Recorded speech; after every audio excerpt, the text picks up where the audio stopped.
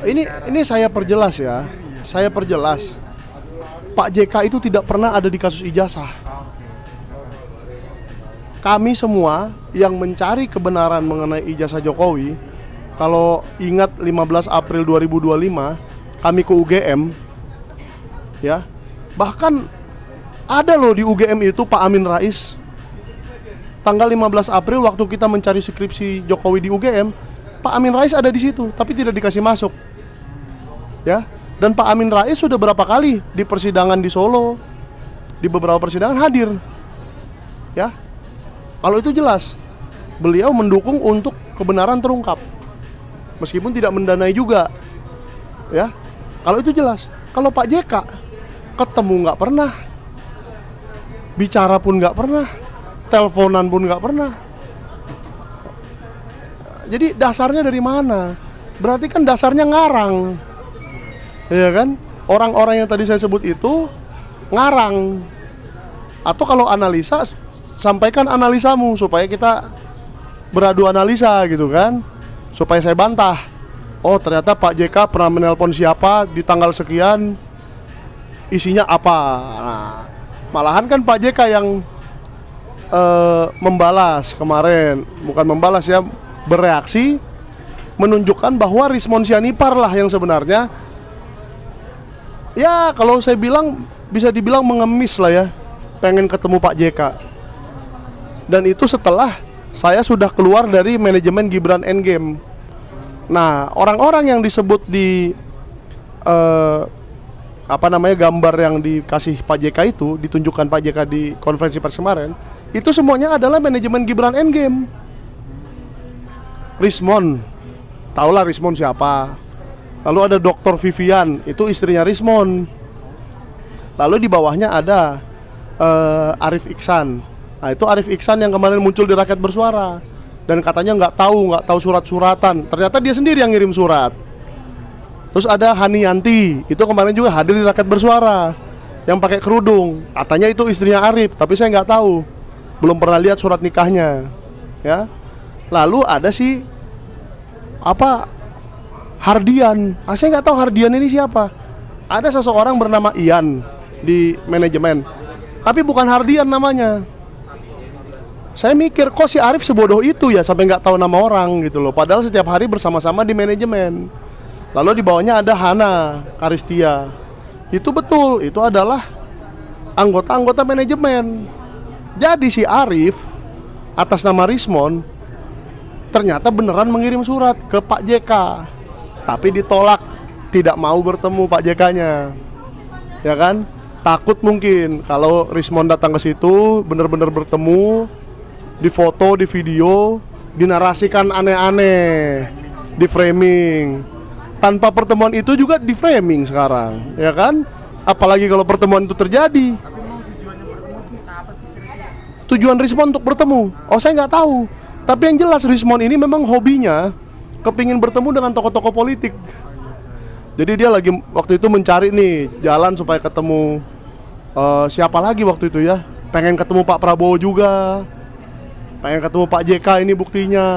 Dan banyak tokoh-tokoh politik lain lah yang dia kepingin bertemu. Soal dia pengen ketemu untuk apa, ya itu silakan ditanyakan nama-nama yang ada di situ lah, Rismon atau Arif. Nanti saya kasih kontaknya, nggak apa-apa kok. Supaya ditanyakan, ya kan? Tapi yang jelas waktu itu saya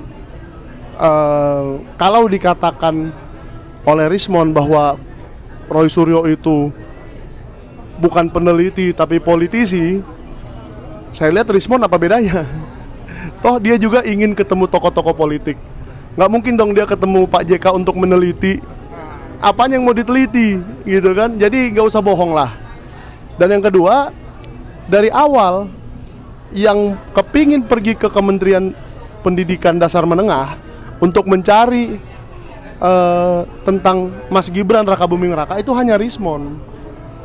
Jadi Rismon itu yang mengajak kita semua, mengundang kita semua untuk ramai-ramai ke kementerian mencari tentang ijazah Gibran. Awalnya kan ini hanya tentang ijazah Jokowi, iya kan?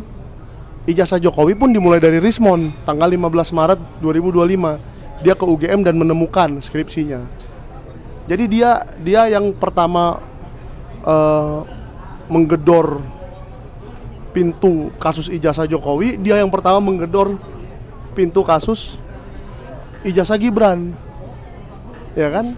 Jadi saya nggak ngerti kenapa sekarang dia membuat ini kacau, mengikut-ikutkan Pak JK dan lain-lainnya ya. Ya gitulah, mungkin dia mau menjebak atau mau apa ya, saya nggak tahu. Tinggal nanti tanya aja sama si Arif, tujuan Anda ngirim surat itu mau ngomong apa sih ke Pak JK, kan gitu. Simple. Karena dia yang kirim surat itu.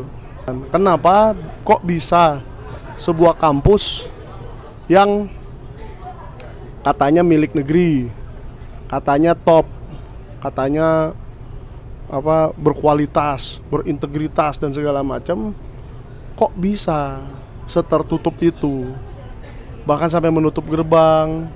Saya kemarin datang lagi ke sana beberapa hari yang lalu, tidak bertemu dengan siapa-siapa. Saya mau wawancara dengan humasnya, tidak mau menampilkan diri di kamera. Abang coba aja besok datang ke Jogja, ya, ke UGM.